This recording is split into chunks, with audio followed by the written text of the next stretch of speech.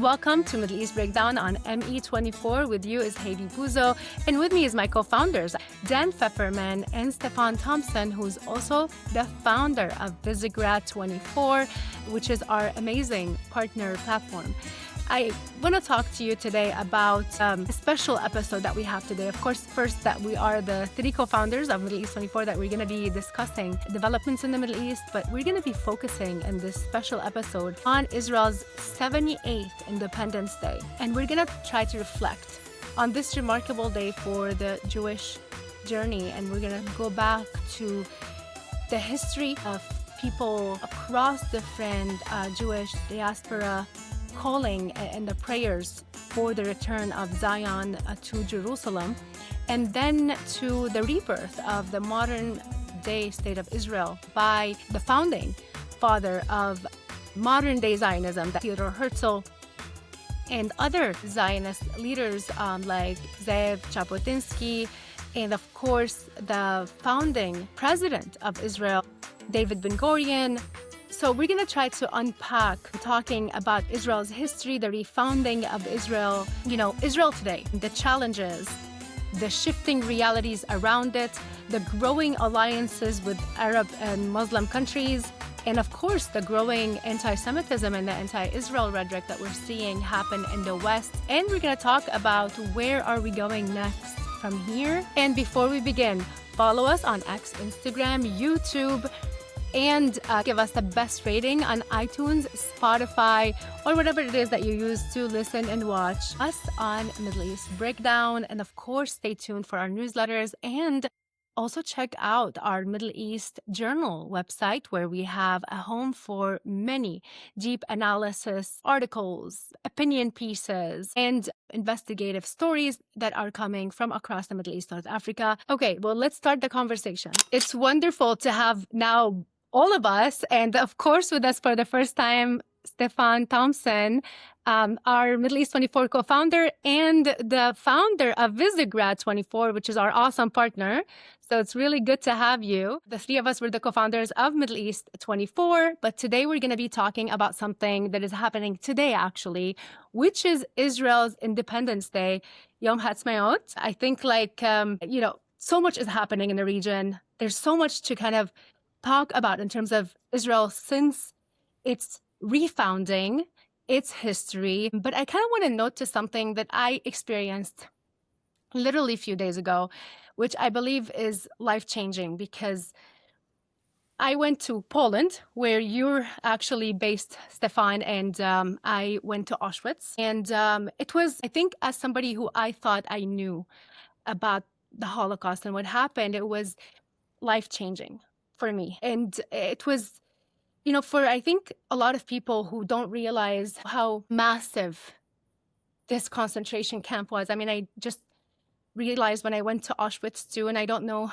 how many people from our audience have been there, but just realizing the massive scope of this very cold and calculated, horrific methodology of exterminating people because of their religion and their faith and who they are and their ethnicity. Was just, to me, I felt like that was when humanity died. And I just realized, even though I know about the history of anti-Semitism and what happened to the Jewish people throughout the history, but just seeing and being in the presence of that energy, that dark place, I just realized that it's just so important for people to realize that this happened a few years before the refounding of Israel. And if we know about what happened to the Jewish people throughout the history, we all have to realize how important and necessary it is for the Jewish people to have their country and their ancestral homeland that is protected by their IDF, by their army, and the capabilities to not allow something like this to ever happen again. Very powerful. I've been there now four times to visit Auschwitz, and the scope of it stunned me. I'm someone who has been grown up obviously Jewish, very steeped in Jewish identity and education and history. And I was also really just blown away by the size, like you said, of Birkenau. And I had family there. I had a lot of family that perished there. I have family that survived, a few. people that survived Auschwitz somehow. And it was, I think you said it very well. It's kind of a moment when humanity died. And unfortunately, what's special about the Holocaust is the size, the scope, the way that the Nazis turned it into a machine. But we unfortunately have still genocides. And ironically, it's not the things that people call genocides, right? It's not Gaza, and it's not Lebanon. It is Syria, and it is Sudan, and it is Rwanda, and it is other things that have happened even in recent history, even since 1945. It is the Armenians, and we're living at a time when a lot of people online, out of ignorance and out of sheer villainy, are denying, or downplaying, or degrading, or trying to use it to shift the narrative from one to the other in order to justify horrific actions, etc. So I can tell you, here in Israel, one of the things that drives us as a country, and when we all serve in the army and send our kids to the army, etc., is, yeah, we're not going to let this happen to us again. And that's really, it's a very, it's a lot of weight on our shoulders. He did. As we serve our country, we serve our people. We're not going to let this happen again. Jews will never be victims again. It happened before. The shocking thing is to see the size of it, but also you realize there have been other genocides, so to speak, even since the Holocaust. I often fear the world really doesn't understand. I'm curious, Stefan, as a Pole, where unfortunately much of the Holocaust happened, and where the largest Jewish community in the world lived prior to the Holocaust. And you and I have had many conversations about this. Curious for your thoughts here. But first of all, there are many forms of racism and hatred in the world. Anti-Semitism, the hatred of Jews, is a special one in that it believes that Jews are uniquely evil and must be exterminated from the earth because they are the root of the world's problems, to the systematic, planned, machinated way that the Nazi Germans did the Holocaust, and 3, the absolute sheer scope and size of it. People, even the worst anti-Semites, you hear them online, they can't really wrap their heads around 6 million people, an entire civilization being nearly wiped out. So it's really hard to get that point across, but it makes me, as an Israeli, and who proudly served in my country in the IDF, we will not be victims again. We will not be victims again. And there's often a saying here that the state of Israel doesn't exist because of the Holocaust, but unfortunately the Holocaust happened because there was not a state of Israel, because we did not have agency. We didn't have an army. We could not defend ourselves. What is it? 1.5 million Jews, people don't know this, 1.5 million Jews collectively served in the Allied forces in World War II, whether it's the US, the UK, or the Soviet Union. 1.5 million. And still the US, the UK, nobody took in Jewish refugees. They couldn't get the war aims to be shifted to bomb Auschwitz or to bomb the rail lines. And Hitler kept the death machine going literally all the way to the end, even as they were losing the war. So, yeah, and we're now coming out of Memorial Day here in Israel. We're going into Independence Day. It actually technically happened 11 minutes ago in a very somber but uplifting national ceremony that we have every year. And last week was Holocaust Remembrance Day, which is why you were in Poland, Hayvi. But anyway, Stefan, curious to hear your thoughts on this. You've also dealt with this deeply over the years as well. I think the most interesting part of the Israel story is that we live in a time that is completely and utterly obsessed with who was first on a piece of land. And you have these semi-absurd land acknowledgements being done in some very progressive places in Canada and in the United States of America, where very progressive individuals make references to the tribes whose land a university is standing on, or a public institution is standing on, without it really meaning anything aside from it being a land acknowledgement, because there's no real reparation that goes behind it. And so we have, and then outside of obviously America and Canada, we have seen several decades of decolonization across the globe, mostly decolonizing from the British. And you have all of this talk of reparations. The Indians claim that the United Kingdom plundered $45 trillion from them, and there are some people in India who'd like to make a a reparation claim of 45 trillion. I don't know if it's pounds. It might be GBP rather than dollars. Or anyway, of 45 trillion, either pounds or dollars. Some Caribbean islands are now requesting reparations from the United Kingdom. Then you have all of the reparations that are being demanded for the slave trade. Obviously, always forgetting conveniently, Ghana has recently made a demand on reparations for the slave trade. Conveniently forgotten that, of course, it was warlords in current day Ghana that were selling Africans to slave traders. I mean, the Africans actively partook in the slave trade. It wasn't as if, evil white men arrived on the shores of Africa, forced a bunch of people onto the boats and sailed off with them in the distance. There was active participation. So for Ghana today to demand reparations from the UK is a really rather strange thing. And yet all of these things are being taken very seriously. There's very serious talk about what it means to decolonize, what it means to decolonize the sciences, what it means to, in some cases, things as absurd as decolonizing mathematics, that there were too many white people and too many Jews involved in mathematics, and that needs to be decolonized. And yet we actually have one example of a state that is being decolonized. Dan, tell us more about that. No, it is Good point. one of the few successful decolonization projects. So it's funny, until 30 years ago, 40 years ago, Jews were never called white anywhere, right? In Europe, Jews were never considered white. They could be white passing, is the term the progressives like to use today. In America, just as a caveat, I don't think the phenomenon of Europeans calling themselves white is also fairly recent. I mean, at the end of the day, correct, but they would call themselves Europeans, right? Yeah, fair. Yeah, and the Jews were always Hebrews. They were always Middle Easterners. They were always Semitic, etc. And in America too, not that long ago, Jews were not allowed in country clubs. Nor the Irish, nor the Greeks, nor the Italians, nor the the Eastern Europeans, etc. Sure. So this, Israel. Yeah, there was a war.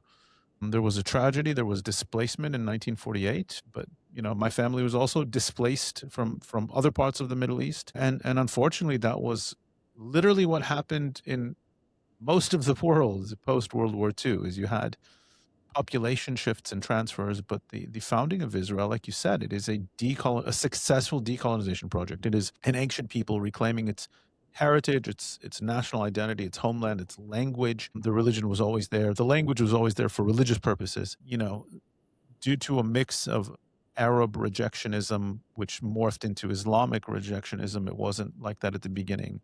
And then the entrance of Marxism, etc., it's latched onto this as a religion. But for us in Israel,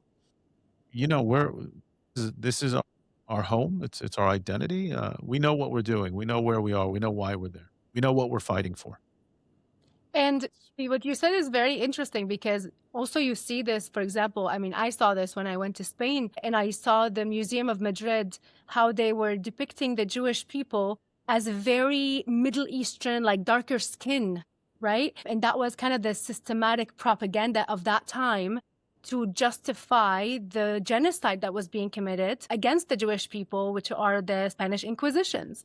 Then you see the forced conversions, right? The forced conversions, and then the massive, burning people. I mean, entire communities of horrific things. And then the same thing with Hitler because of the idea of like Semitic racial purity, Semitic, right? And then we know that for people who don't understand the Middle East's history, like the Middle East, specifically the Levant, it was populated by Jewish and then Christian majority. And then the Arabs and the Muslims kind of came and colonized this part of the world. So I just want to refer this back to what Stefan was saying about the kind of who is the colonizer of who, right? Look, everyone's colonized everyone. And if we want to be fair, and that's why it's like this moment frozen in time where it seems only white Europeans, Christians can have ever done anything bad. And everyone's done something bad at some point or another to another people. No people anywhere is completely indigenous to where they are. No people has ever been truly pure and good to all their neighbors. And that's just the human story. And you can't just take one snippet of history in time and say that's the human story and that's what we're going with today. You have to be fair about how you look at history. But what's interesting as well is that in this great scheme of people talking about decolonization, that the people who talk most actively about decolonization want to essentially expel or genocide, but mostly expel. I don't know how openly they talk about genociding Israelis, but they do want to expel and ethnically cleanse Israel. The people who are most likely to be anti-imperialist and to espouse decolonial views are the ones most likely to be accusing Israel of being a colonial settler state, which is, there's this interesting intersection of sort of what's being described as sort of people who espouse a third world ideology. So sort of everything that is against the Christian order, everything that is against the Western order, everything that is against the liberal, democratic, Christian-based order, that these people are the ones who are most actively pushing back against Israel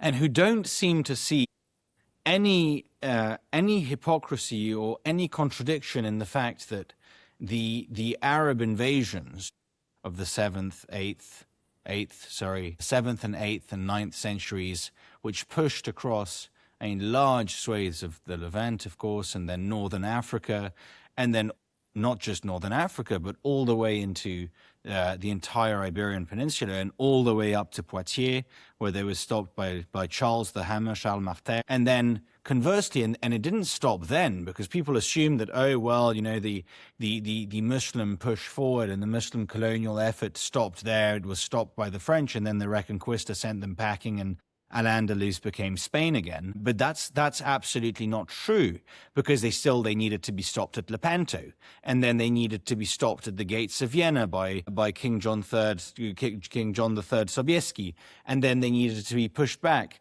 And essentially there is a continuous, very aggressive ideology. There's a strain of Islam that is very aggressively expansionist.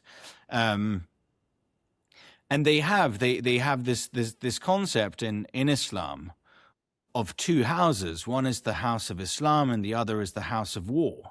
And everywhere that is not Muslim territory is essentially the house of war. And it's very, very interesting that people seem to side with an expansionist aggressive. Yes, with one that does not wish them well. I mean, it would be one thing if you were a European and there was not a single Islamist living in Europe, and you were saying, well, do you know what? Maybe we should give up on this Israel thing, and I just give it to the Palestinians. You've never dealt with an Islamist.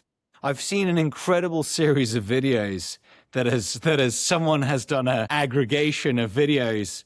Was it you? Did you do the aggregation? No, it wasn't me. It wasn't me, but they were very entertaining to watch. Of mostly North African and specifically some Somali content creators walking around neighborhoods of Birmingham and of London, the ones that I've seen were Birmingham and London, bitterly complaining about the fact that there is next to their mosque or next to the masjid, there is a pub. Of course, the United Kingdom has a 1,000-year-long tradition of pubs. The pub is one of the oldest institutions in the UK. And they sort of sit there and they say, oh, this is unacceptable. How can you have this pub disrespecting the mosque? How can you be drinking outside? Completely serious, right?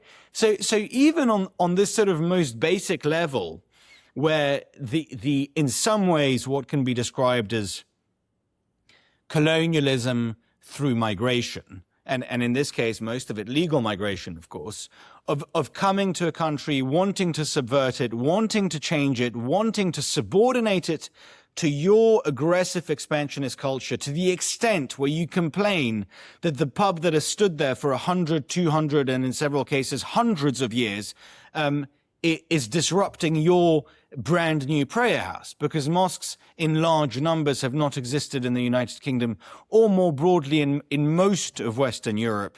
They've started appearing in larger numbers in the last 50, 40, 30 years. And so, we see these Islamists who say these things very openly in Western countries. We see them sometimes elected to official office.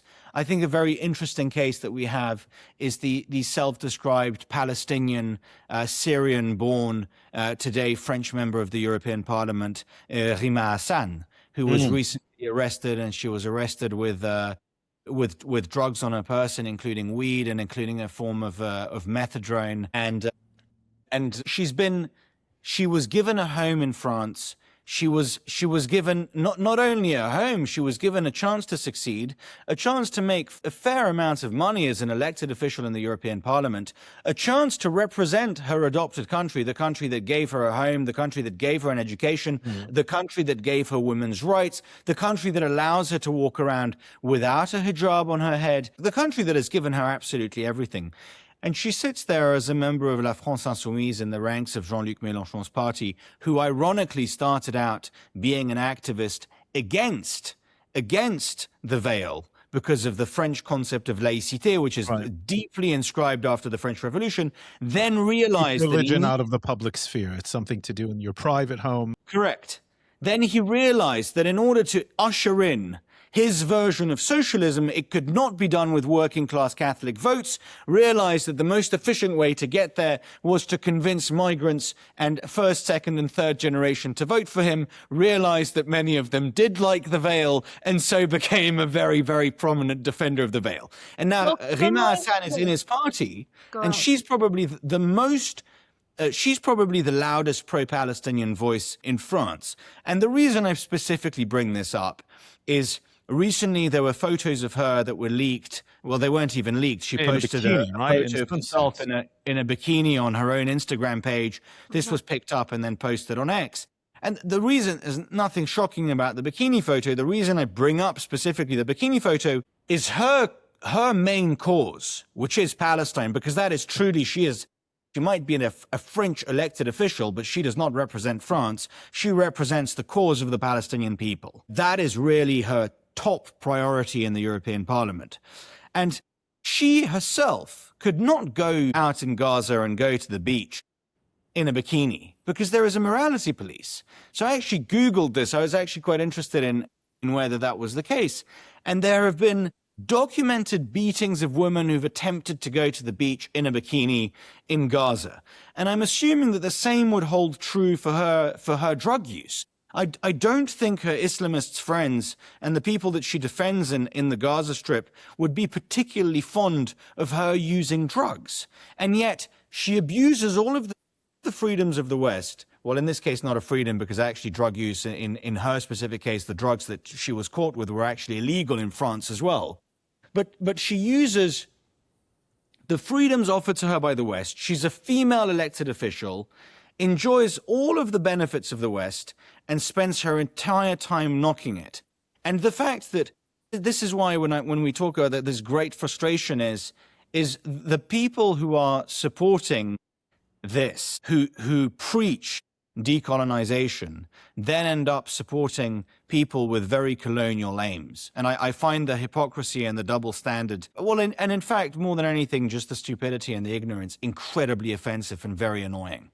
And I have a lot of questions for you, Dan, but I wanted to just follow up on one thing that Stefan just said, which is what is happening in Europe. Europe is increasingly anti-Semitic in terms of the population, anti-Israel. Like you said, there is a massive, almost like you feel like it's like a sense of invasion of Islamist extremists that are ravaging different European capitals, really just standing against every Western value that gave them all these freedoms and rights. But then there is a growing sense not only of acceptance of that, but also joining and being a part of this, which to my really biggest concern is that we're seeing the downfall of Europe. And it's really sad and heartbreaking to see this, especially if it's happening because of this so-called sense of guilt, colonial white guilt syndrome, right? Yeah. And not to, mention that countries like Syria, Lebanon, all that, they talk about the French so-called colonial impact that actually built a lot of the infrastructure that carried those countries forward in so many ways. That is not mentioned. And I'm telling you about the sense of people in these countries. But then you have these Islamists that are being empowered. Is it disinformation? Is it what's happening on TikTok? Is that why? Is it academia? Is it that, kind of colonial guilt, quote unquote? What is it? What is happening in Europe? Why are we seeing this becoming more and more the reality in the mainstream? And is that why you founded Visegrad? That was a question to me, Hayvi. It Yes. was. I didn't found Visegrad 24. I think that the one great thing that Christianity and in particular Catholicism has left Europeans, I mean, those who were obviously Christian and Catholic. There are some countries in Europe that are not Christian or Catholic, but the majority of Europe and the United States of America and Canada and the broad Western world has been until recently majoritarily Christian, is a feeling of guilt. And I don't think that this is a feeling that is particularly found anywhere else. I think it is quite unique to Western civilization and specifically to Europeans. You don't get that at all. I mean, if Ghana, which has recently issued statements requesting reparations for the slave trade. Obviously, the descendants of the slaves that were captured in Ghana, they're not in Ghana anymore because the descendants living in Ghana today were descendants of the people who sold them off to be sent to America, to the Americas in general. But if the Ghanaians were to request reparations from the Arab world would simply laugh at them. No one would take this idea of reparations seriously. Do you not agree with that? I'm gonna jump in here because you touched on something, this sense of guilt. So something that Western civilization introduced, and I'll do the honors of saying this began in the Hebrew Bible. It began in Jewish thinking. It's one of the cores of Jewish thinking that the Christian world took on. It's the ability to self-criticize and correct, right? And this doesn't exist in much of the world. We take it for granted today, but it really is a hallmark of Western civilization. The problem is when you over self-criticize and over self-correct, you get into this, people always talk about left and right, and there's many different ways to parse what left and right is. And I've always kind of boiled it down. There's the economic divide, there's the religious secular divides, etc. I've always parsed it down, broadly speaking, on a societal civilizational level. In Western society today, and here you can even say in the Arab world, etc., left and right is the further you are to the left, the more you blame yourself, your own society for society's problems. And the further you go to the right, the more you blame others, right? And it's kind of like a pendulum. And so the more you are in the center, the more you're able to be clear-headed and say, yes, it's this and that, and we can blame ourselves and we can blame others, etc. But you go to kind of the xenophobia of the far right, and you go to the self-hatred of the far left, and society has to come down, or we have to cleanse our society, and that's really what you come down to. And one of the things that was introduced, and by the way, there's a great Tom Holland, the historian, not the Spider-Man actor, talks about how, in a sense, modern Marxism, modern far left progressive ideology is essentially secularized Christianity in that sense. But it comes from a desire to want to correct society's ills and society's problems, except you go so far to the side that your own society, your own identity is evil, and it needs to be expunged and expelled. And so it comes down to this, we say white guilt complex, right? But what it really is such a self-loathing and a self-hatred. You see this in Western Europe. I'm not nearly as familiar with it as you are, Stefan, but you see it in America as well, or Hayvi and I are obviously, you're based there, I grew up there. And you see this self-loathing, self-hatred, throwing the baby out with the bathwater kind of approach to society and saying, everything about being, in America, it goes being white, but everything about Christian, Western civilization, et cetera, is evil, it's wrong, because, yes, there were a couple hundred years where, it was the, white European Christians turn to do bad things in the world. But as you said, Stefan, Black Africa did it. The Arabs for many, many years did it. The Ottomans did it. The Easterners did it. The East Asians did it. They did. They did. I mean, there is a reason. Everyone did it. About 13% of America is African American today. It's because the slaves, they weren't castrated or murdered, as they were in large part. And I'm not just talking about African Americans. I mean, there were more whites were Whites were brought taken to as slaves America into the as Ottoman slaves. Empire. Correct. And the Barbary pirates. So you don't have anyone in. I mean, I might start an organization demanding reparations from Demand Algeria for reparations. the Barbary pirates. I don't think it'd be taken very seriously, though. Do you know where the word slave comes from? Yes, of We course. just talked about this We talked about this, right? It's Did you unbelievable. really? When did you talk about it? just yesterday. Did you? Yeah, so many Slavs were taken as slaves By the into the Ottoman Vikings. Empire, and the Vikings. Yes, that Yep. word comes from Slav. Correct. It's and Jews, Rome was built by Jewish slaves taken by the Romans, and the treasure taken from the destroyed Second Temple.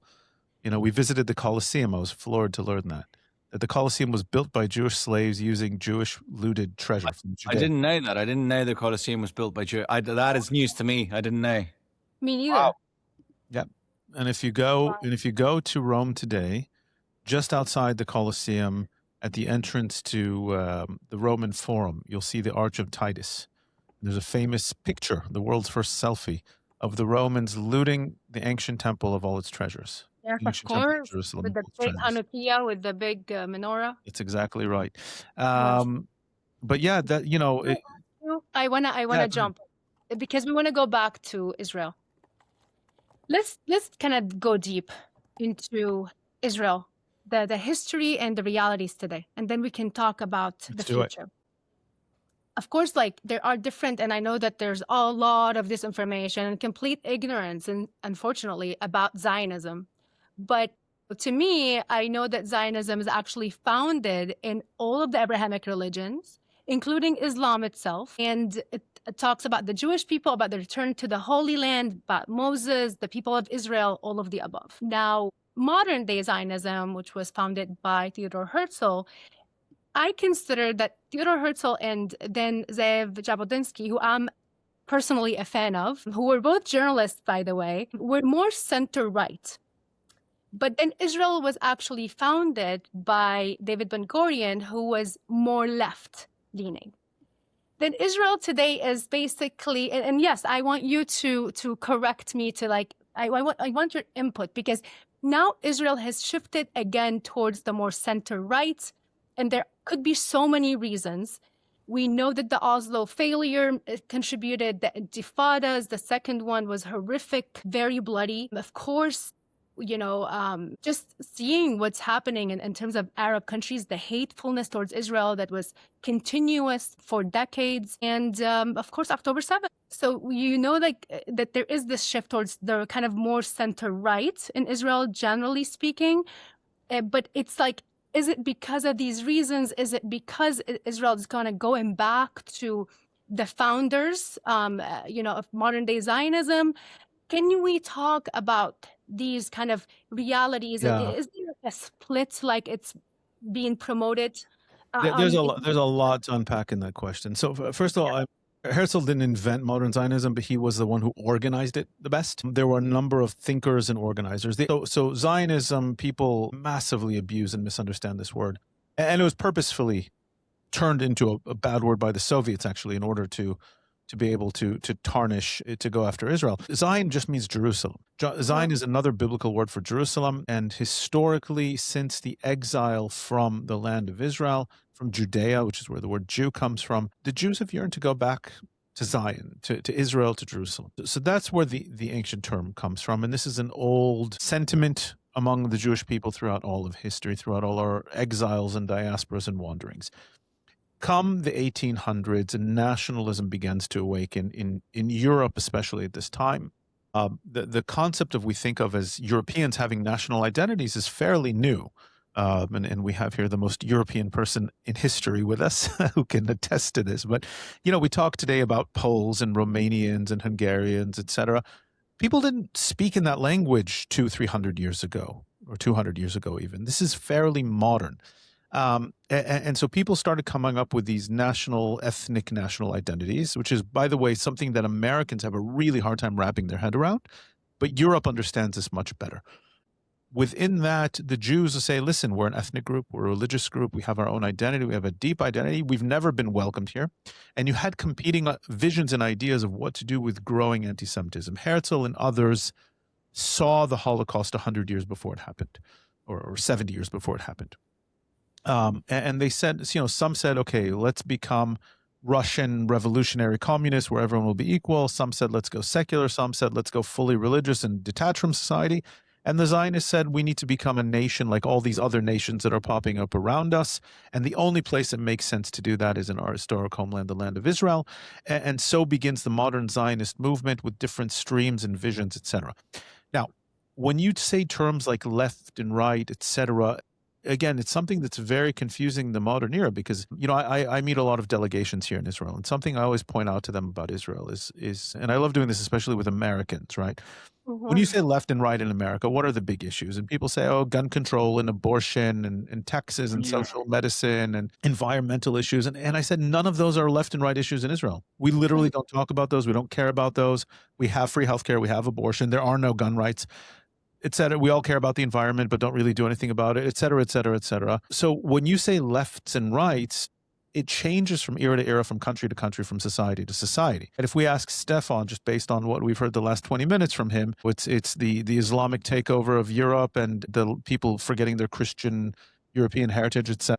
You ask someone else, they might just go on an economic rant, right? And who controls the means of production, etc., Marxism.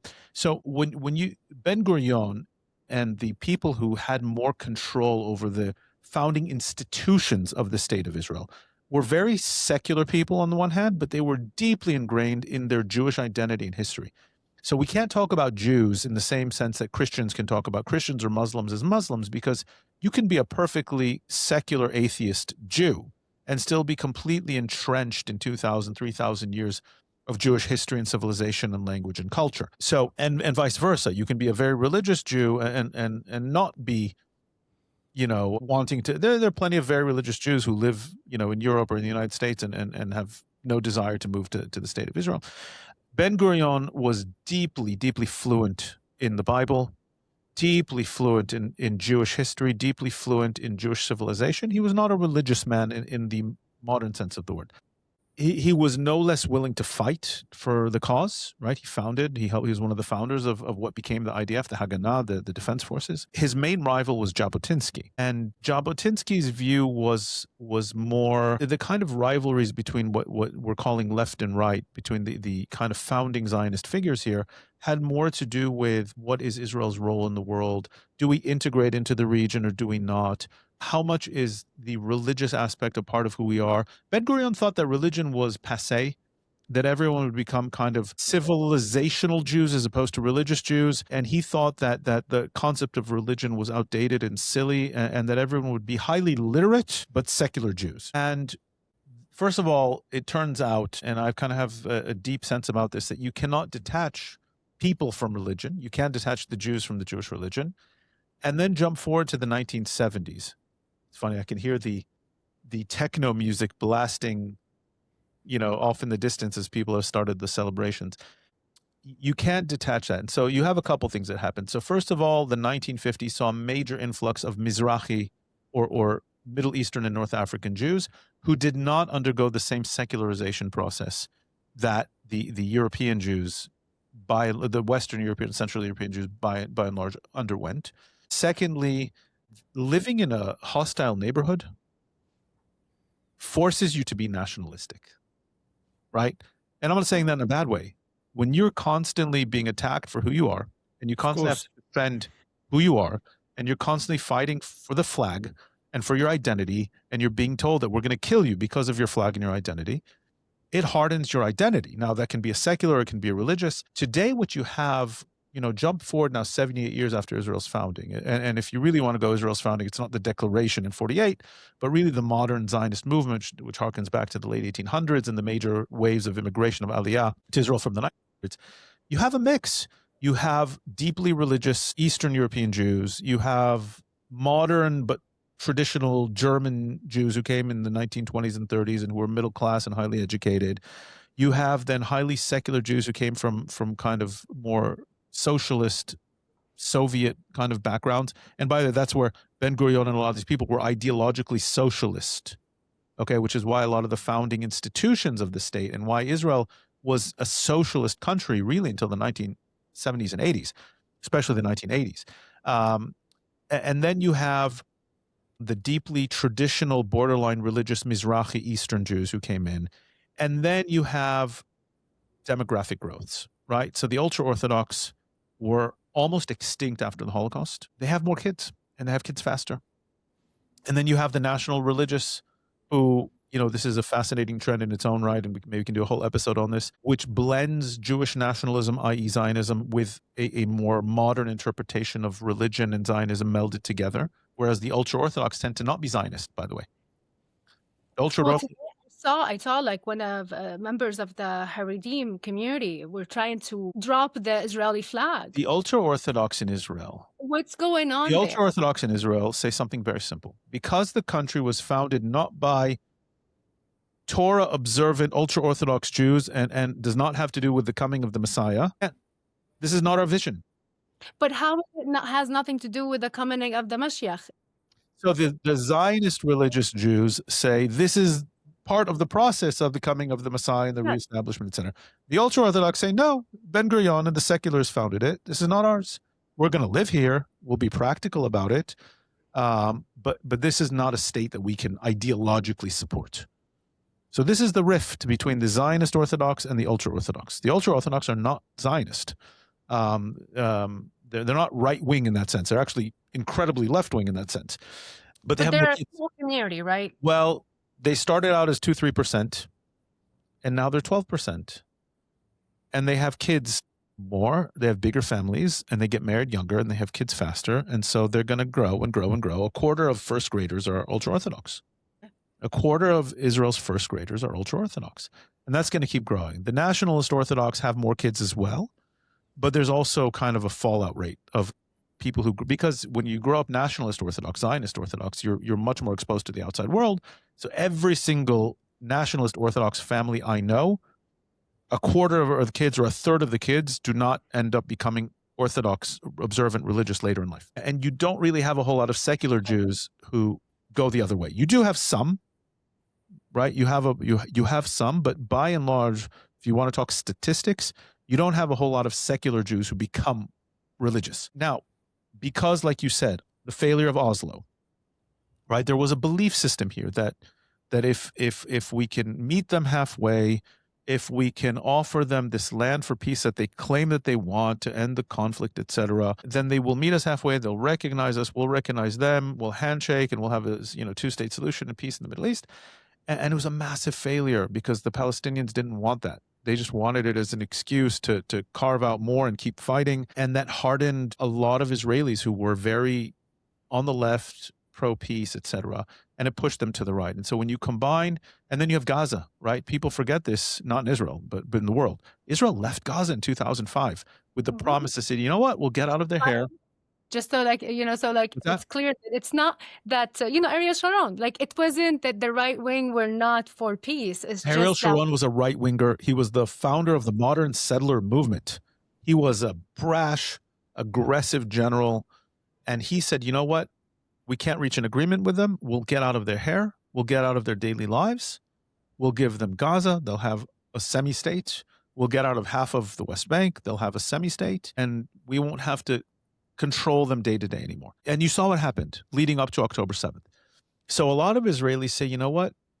Maybe, it pushes you to the right. Now, if you ask most Israelis and say, if you could wave a magic wand and say, dear fellow Arabs, Palestinians, you can have most of Judea and Samaria, the West Bank, all of Gaza. We'll live in peace, two-state solution, and they'll actually abide by it. Most Israelis will take that for the sake of peace. Not everyone, but most Israelis will take that. The problem is that most Israelis don't trust that there's anyone on that other side who will actually want that and abide by it. The Abraham Accords, I'll kind of stop here because I've been ranting for a bit. The Abraham Accords threw a wrench into this because for the first time, you saw significant parts of the Arab world and new sentiment in the Arab world that said, you know what, Israel, we accept you. We accept you as part of the Middle East. We accept you as generally a force that can be a force for good in the region or a force, for trade and for prosperity, for security now with Iran, etc. And we're willing to live alongside of you in a reasonable manner.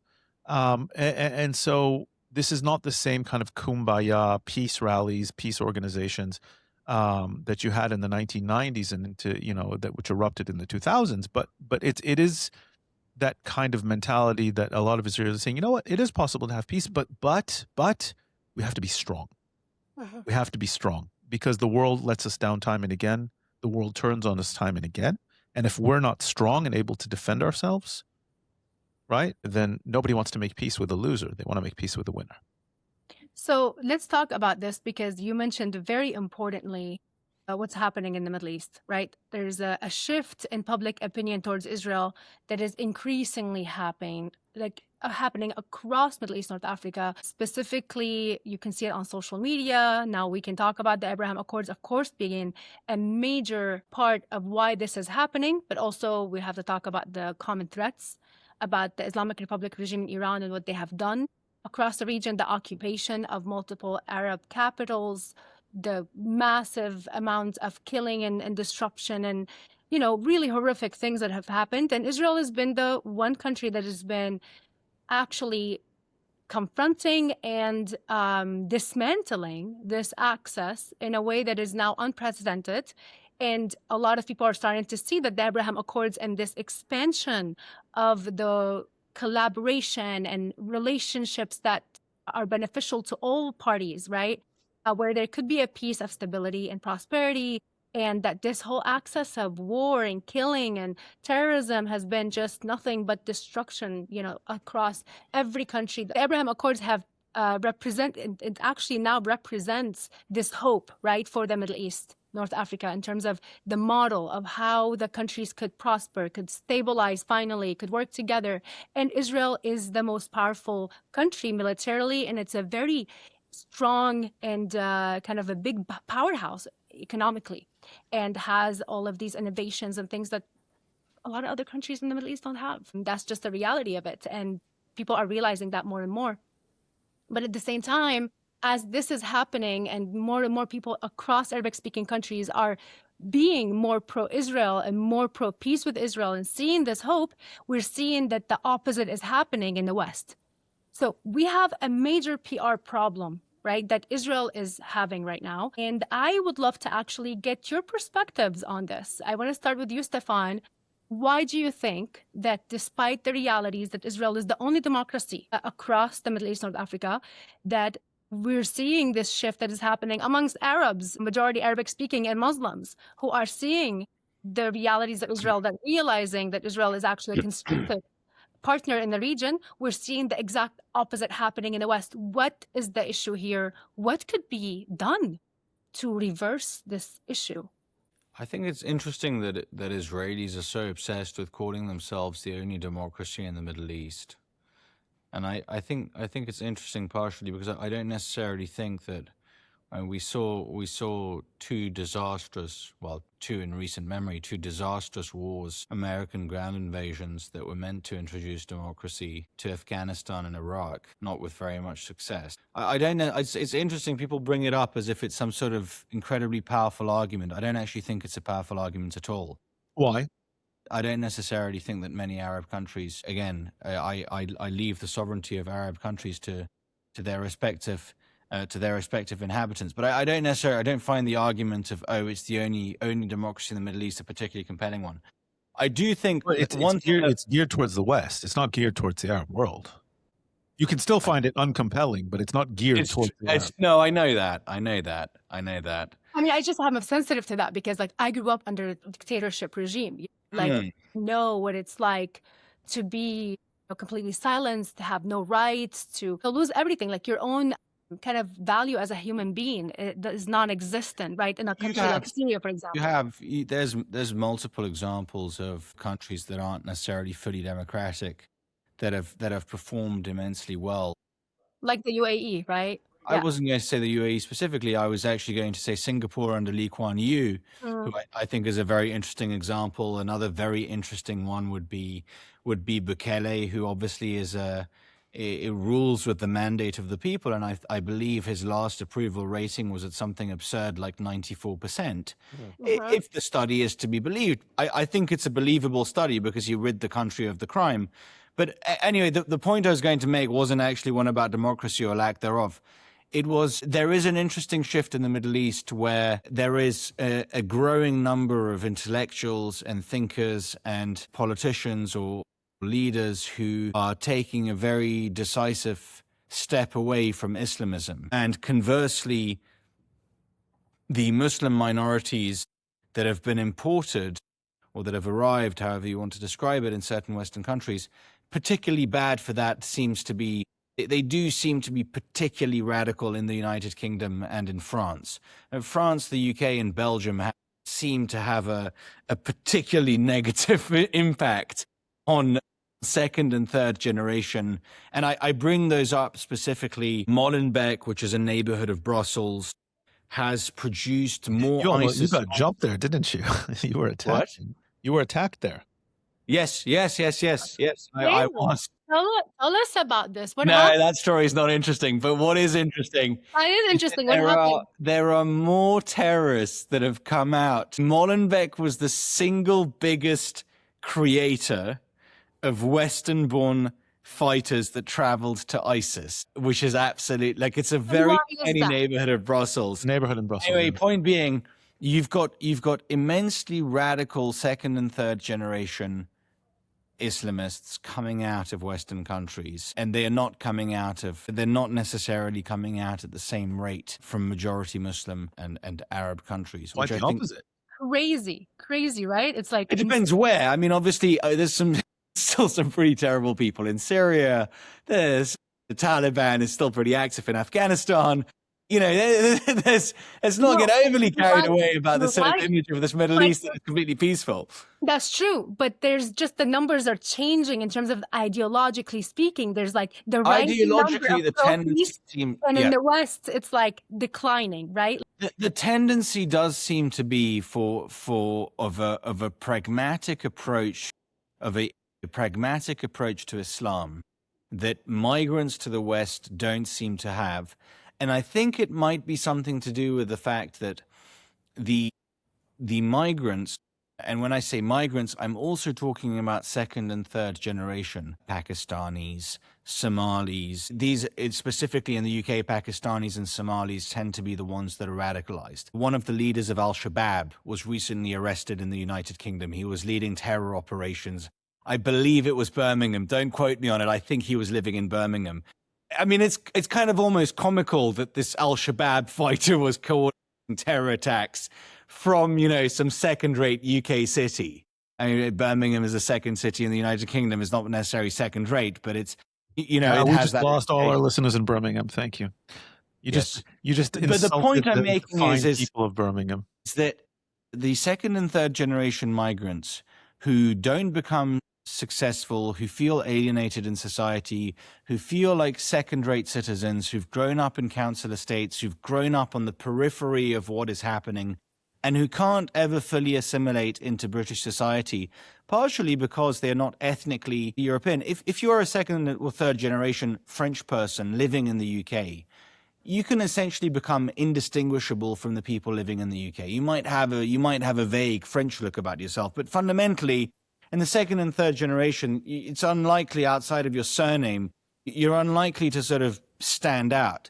Whereas if you are a second and third generation Pakistani, and Pakistanis, I'm bringing up Pakistani specifically because there's a lot of data available on Pakistanis, until very recently, the vast majority of marriages between Pakistanis living in the UK, it was over 60% of them were marrying their first, second, or third cousins. It just recently dropped in the latest study that was conducted on Pakistani British, the Pakistani British minority. It just recently crossed. It's slightly less than 50% now of British Pakistanis marry their first, second, or third cousin, like in the high double digits. And so I think one of the things is if you feel alienated and you feel slightly outcast and you feel that you're on the periphery of society, the one thing that you will cling to, the one thing that makes you better and that vindicates you is that your faith is the correct one. And I do think there is one of the things that leads many of these particularly young men, but not always. We saw it with Shamima Begum, who traveled to ISIS, became a morality enforcer, apparently was a fairly violent individual, apparently really enjoyed it, and became an ISIS fighter's wife, and an enforcer. Upward mobility. That's good. So it's not just but mostly the men. I think what ends up happening is you decide to embrace, you don't have the social economic means to be a meaningful person in society. You feel that you've been outcast. So you end up grasping at the one thing that gives you a feeling of A, of belonging, and B, of being, on the right side of something. So you end up embracing Islam, and that Islam, the Islam of your ancestors. Then you start going to your local mosque, to your local masjid. You meet other people, which are funded by Iran in many cases, and which are heavily funded. And then next thing you know, you end up becoming, if this were a few years ago, you end up going on your way to Syria, and this is. I want to push back on three things though. First, how do you take into account the growing number of prominent Muslim Europeans in politics, etc., Sadiq Khan and others? Second, I think the case in America is quite different. I see Muslims as much more moderate, Muslim-wise, not politically, Islamic-wise in America, and much more integrated. And you and I have had this conversation multiple times. We have. Yeah. And I see that as a very different trip because I think America knows how to integrate minorities much better than Europe does. And three, you haven't mentioned, we'll call it ethnic Europeans or Americans or white Europeans or Americans, etc., who adopt these kind of far left ideologies that empower these Islamists or become apologists for them, etc. So if you can address those kind of three points here. Yeah, I mean the first point is obviously one of sectarianism. You have genuine sectarian voting, and I think you have genuine strategic voting. You do. I think in some cases some of the moderate politicians, I would be a fool to make the argument that all Muslim, there'd be a very silly point to make, say, oh well, all Muslims bad. There really are large numbers of moderate Muslims who don't espouse any violent ideology. Many cultural Muslims who are, sort of not deeply practicing, but who retain a Muslim faith because it's the faith of their forefathers. And is it Islamism? Is it Islamism? Yeah, I mean, look, I mean, the number of Islamists is not that high. I mean, it's higher than it should be. And generally speaking, if there hadn't been mass migration, there would definitely be a few thousand more Europeans alive today. I mean, we've had numerous attacks from Madrid to Brussels to Zaventem to the Bataclan to Nice to numerous towns in Germany to the Berlin Christmas market massacre to the Ariana Grande concert in Manchester. That's just the first few that come off the top of my head. And if I can name those off the top of my head, if you looked at the list, you're probably looking at several hundred attacks over the course of the last 20 years. So there are numerous Europeans who've been killed by Islamism. Just an interesting point about Islamists, there were more Muslims who traveled to fight in the ranks of the Islamic State than have joined the British Army, which shows that there is definitely a failure of, I mean, perhaps that's not the case in America. Yeah. Sorry? A failure of integration, a massive failure of integration. But I think you can blame European elites for opening the border and believing wrongly that people would come from the Middle East and from Africa and that they would willingly integrate and assimilate, and perhaps more so that they would be willing to and able to, because there is two things. There's a difference between being willing and then being able. Can you actually genuinely, legitimately integrate? I'll give you a very specific example of this. There was a columnist at the Telegraph who moved her family, her husband and her young son, a 3-year-old boy. She moved them to Italy. I think her name is Annabelle Fenwick, if memory serves me right. And in this article about why, so she moved to Italy, she moved beautiful Italian countryside, raved about how beautiful it was and how great the food was and these beautiful sort of stone buildings and incredible architecture. And then anyway said, can't stand it. And there were two reasons that she couldn't stand it. And one of them was, well, the language barrier for one. She couldn't be bothered to learn Italian. You can't move your family to somewhere, not learn the language, and then complain about not being welcomed. And then secondly, she said, oh, and they were slightly too fanatically Catholic. And I didn't really enjoy my son having 2 hours of religious education a week in nursery. I couldn't stand it. We had to leave. And so the point I'm making is it's not even an ethnic point, because the reason I specifically brought this family up is it's an English family who moves to Italy. So it's intra-European migration. If anything, this could be sort of the closest you could describe this would be like a Texas family moving, say, to Delaware or to New York City, right? So they've moved across the continent, still the same continent, broadly the same culture, but it turns out that there are differences that they're not willing. In this case, were they able to learn the language? Sure they were, but they weren't willing to learn it. And so going back to the points that Dan made, I think there is a large number of people that have come to Western countries who are not willing and who are also not able to integrate. And because they're not willing and not able, and they've been allowed to get away with it, they end up immensely, immensely resentful of the countries that have taken them in. And I think America here has been much more selective about who gets in. Correct. Whereas it's not been the case with European countries. And then the second element of this is of this not being able and not being willing is the more people you have from a certain place. And again, sorry for bringing up the several communities that I repeatedly have brought up in this conversation. The Pakistani minority in the UK is a very large one, and including in the second and third generation. And if you have sufficient numbers of Pakistanis living in the UK, the incentive of assimilating, there is simply no incentive, because you can retain your Pakistani culture and enjoy the benefits of better infrastructure that has been built in England. But why? I'll tell you the inverse. I've met a lot of Pakistanis in America, and I find them absolutely lovely and educated, and practice very moderate form of Islam and etc. And a lot of them are pro-peace too. But a lot of them are very pro-peace, and they're active against radical Islam, etc. So I mean, it shows again, the point here. I'm making is the things that I'm saying are not an attempt at sort of a generalistic Muslim bashing or in this case. I understand where you're going with this. You, by the way, and I actually agree with what you're saying, because it is a problem. I mean, you see this kind of being here while being ungrateful, being against the values that brought the people here. Worse than ungrateful, it's the resentment. Sure. Yeah. And Hayvi, you immigrated to America. You immigrated to America and integrated. My mother immigrated to America and integrated and had to wait, good 15, 20 years for her. I'm actually very grateful. I feel the exact opposite, and that's what makes me actually angry. So I'm going to say it. Yeah. It makes me very angry that somebody would come here knowing the type of countries that a lot of other people have literally ran away from, to not be grateful and not to be respectful and be loyal to a country that has been giving me and all these people all these amazing rights that I believe every human being deserves. But at the same time, that how could you bite the hand that feeds you? And this is a value to me that is actually disgusting.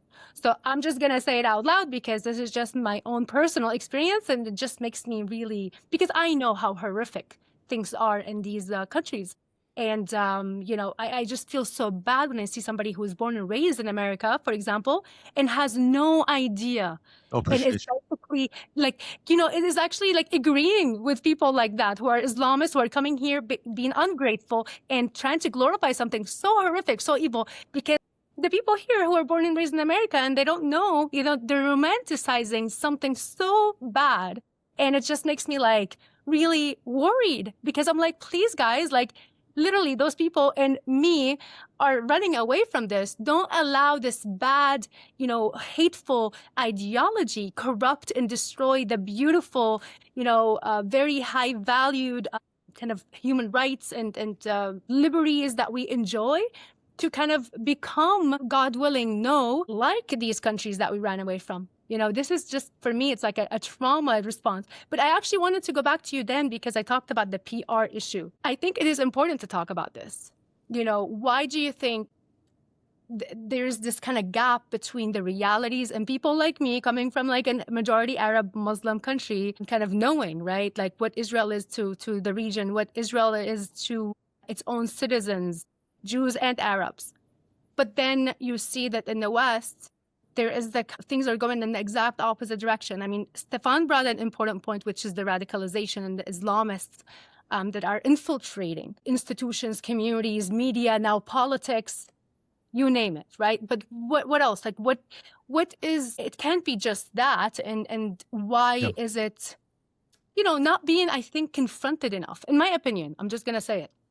Look, there's a number of elements here, and I think we'll have to kind of wrap up with this question. I'll go on a rant here. From Israel's founding, and it's both a curse and a blessing. I oftentimes wish we could be a Belgium. We could be I'll say Poland, but Stefan will get upset with me. A country that most of the world doesn't think about and doesn't talk about and doesn't care about, right? We could be a Lithuania, whatever, right? People are nice in Poland, by the way. What's that? People are nice in Poland, by the way. I you all the time, Dan. People don't smile in Poland. Well, they're kind of sad, but I thought it was because, we're near Auschwitz. No, I think just people don't smile in Poland. Is that right? I strongly agree. People just don't smile. They're nice, but they don't smile. I agree. No. They don't smile. It's not a smiley nation. Is it the shadow of communism? Is it like the history of communism and like the kind of the sadness that like it brings to people after like living under the Soviet Union? I thought of that too. I was like, what is it, Stefan? Why don't people smile in Eastern Europe? It's the weather. I genuinely think the weather is actually interesting. I think the weather. Anyway, look, there's a number of elements here. My point, though, is, I oftentimes wish Israel was just another country that people left alone and didn't think about too much. And it was pleasant, and you visit, and it's fine. And it's not. Our curse is that people love us or hate us. By the way, without ever having visited, most people who visit Israel tend to love it. And because it's warm and it's this beautiful mix of East and West, and it's something unique, and it's hospitable, and it's a little chaotic, and the food's great, and the people are lovely, etc. But it's become, how is it described to me, a meta narrative, right? And so when you mentioned earlier, the kind of the pro-Palestinians, they don't care about the Palestinians. And a lot of the people who are pro-Israel, they don't care about the actual Israel, because the Israel itself is a normal country, and we have a government, and some things work well and some things don't, and we have traffic, and we have people who litter in the streets, and we have wonderful people who will help you if your car breaks down, and you have everything that any normal country has, mostly good with some bad. But it's the idea, the symbolism of Israel. Now, from its beginnings, you had people with, and I believe this comes from deeply rooted anti-Semitism, resentment towards, we'll call it the older sibling in the family tree of faiths. Because you don't see it coming from the Indian Hindu civilizations, you don't see it coming from Buddhist civilizations, you don't see it coming from, animistic, pagan, African cultures, etc. You see it coming from Christian countries and Muslim countries in different ways. It's a resentment against the older sibling who didn't accept the new religion. And we have to say it out loud, and we have to confront it. And there was a deep resentment against the founding of Israel from the beginning. I think there was a deep embarrassment in the Arab world, and they saw this as the victory of colonialism, and not only colonialism, but these lowly Jews who were until now second-rate citizens in our countries are now beating us in battle and stealing our land, etc.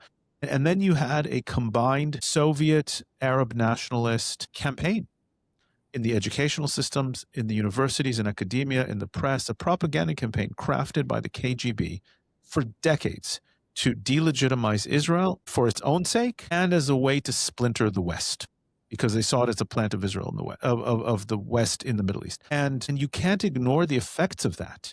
Now, Israel, for all of the things that we do well, I can tell you this as someone who grew up in America and served for a time here in the system, et cetera, and I'm connected to media here, et cetera.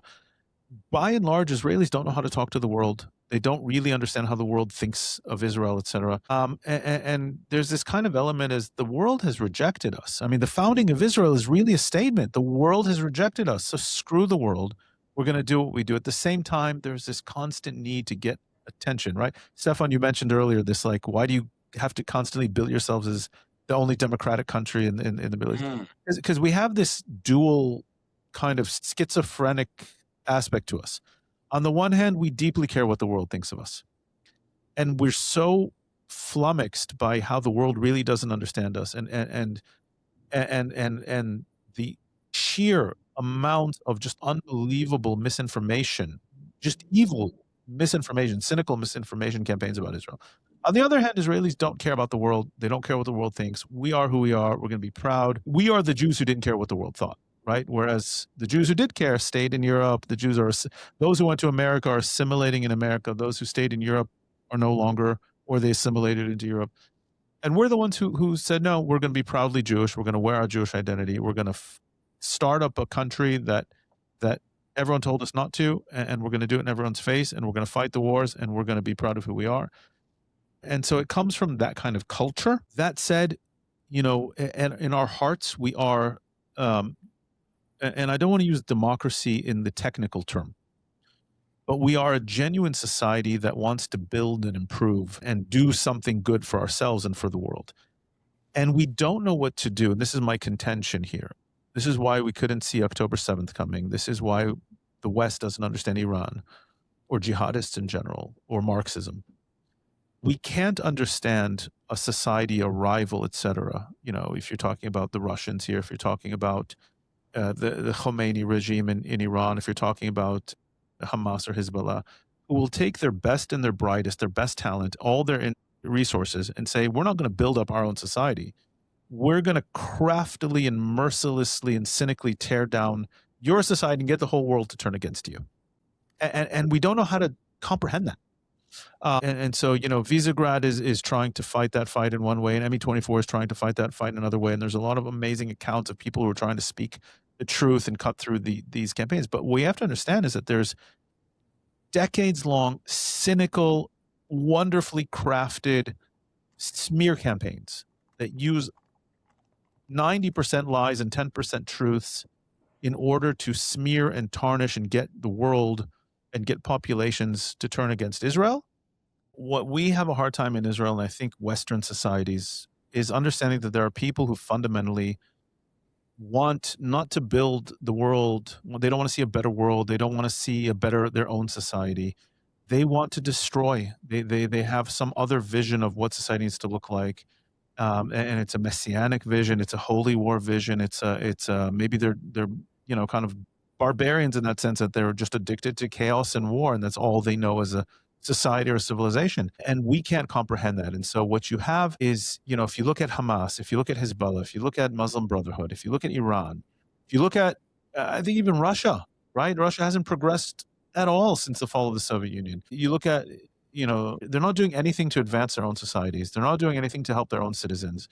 They're not doing anything to help their own world. They're taking their best and their brightest, and they're investing it in unbelievably sophisticated smear campaigns and PR campaigns to try to dissolve and wither away world support for Israel, try to split Western societies or democratic or civilized societies apart, because it's not just in the West. You see it going against the UAE, you see it going against Saudi Arabia, you see it going against, probably Japan and Taiwan and Korea, etc. And that's something we don't quite know how to comprehend. And Israelis add to that fundamentally we want to see the world better. We want to see our societies better.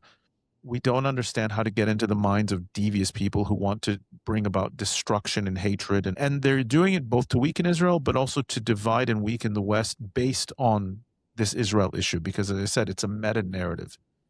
People love and hate Israel not because of anything that has to do with actual modern Israel. They're arguing about things that are so detached. And so this is a problem. It's a big problem. Weirdly enough, it's less interesting for us in Israel who just live our lives here and build our society. It's unfortunately more relevant for Jews who live abroad, for Israelis who are trying to, be in academia or business abroad, etc. And unfortunately, I think it is a bellwether for damage, destruction, division, and hatred that will consume the West, because Israel is a wedge issue that the Islamists and the Marxist left are trying to use to divide the West about, because it's not about Israel. It's not about the Palestinians. It's not about Israel.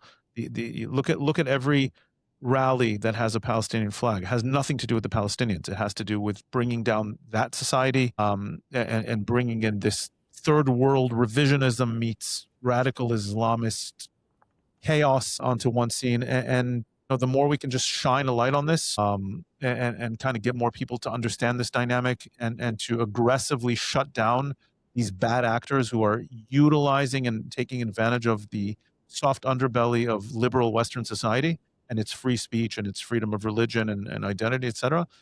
The the better I think off we'll be. I think the last few years have shown to us a few big things. First, regionally, we're succeeding. The region is understanding it. Militarily, economically, I think the trend line is positive.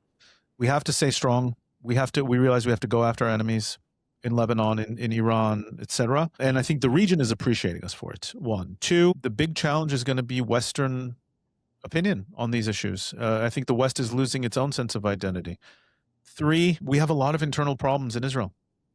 Demographically, economically, we are walking a fine line between being a Jewish and democratic state. I'm a firm believer that the balance between those two is absolutely critical and possible.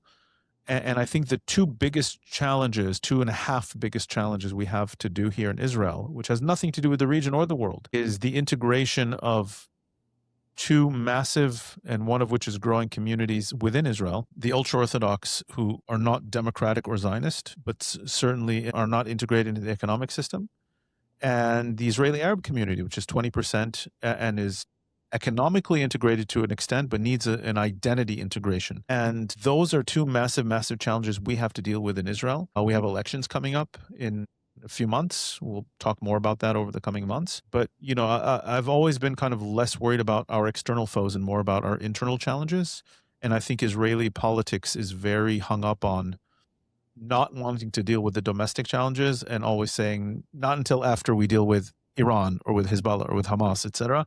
And we need to get over that. And we have a lot of major, major challenges domestically, politically, economically, socially that we need to deal with. But I think the future is bright. I think we have a strong sense of identity. We have a strong sense of belonging. Unfortunately, every time there's an October 7th or a 73 Yom Kippur War or major anti-Semitism bursts around the world, it strengthens us as a nation and our resolve and our identity. And, when we celebrate independence here, literally, we come out of Memorial Day. We just lost 800 soldiers in the last 3 years. And every one of those soldiers is a neighbor. It's a child of someone. It's a father of someone. It's a friend. They're Jewish. They're Druze. They're Bedouin. Okay. It touches all parts of society. We know what the price of independence is. We know what the price of defending our country is. Fortunately, but I also think it's very healthy for our identity and our sense of purpose here as a nation. And I just hope to keep, we keep this kind of appreciation for who we are and what we have, and staying strong, staying resolute in the face of all this, and at the same time not backing off from all of the challenges, domestic and regional and international. I think the future is bright for the state of Israel, the people of Israel, and the friends of Israel around the world. So amazing. And look, I just want to say that I think that a lot of people inside the Middle East, North Africa region, especially now Israel is fighting, like you mentioned, 800 IDF soldiers were killed in battle. And they've been battling these evil forces that have been terrorizing the region. And I really think that there's a large number of people, and a growing number, across Arabic-speaking countries like Lebanon, who are literally saying, without the IDF, we have no hope. We have no future. And I just hope that this same rhetoric that is spreading across Arabic-speaking countries, because we know the realities, we know what we're facing and what's happening, that more and more people in the rest of the world just understand this complex and this really different reality that is happening in the Middle East. And it's very detached from what they're saying and what they're, chanting and what they're talking about on social media and all of that. So more of these conversations to come. Thank you so much. Of course, my co-founders, Feferman and Stefan Tompson. And stay tuned, our awesome viewers and listeners, to more of our Middle East breakdown on ME24, where we're going to always bring you deep analysis and inside stories from across the Middle East, North Africa, to really try to break down to you this very complex region that we really love and that we want to flourish and to prosper. And for you guys to understand it is going to be really important part of making that happen. So subscribe to us on our Spotify, iTunes, whatever it is that you use to listen to our podcast. Of course, we're going to be probably going live on YouTube, so stay tuned for that. And subscribe to our YouTube channel, our X, Instagram, Facebook, and also now we have our new Middle East Journal website that it actually is the home of all of our articles and op-eds that we're publishing daily. So subscribe to that as well and check out our newsletter. And we'll see you next week.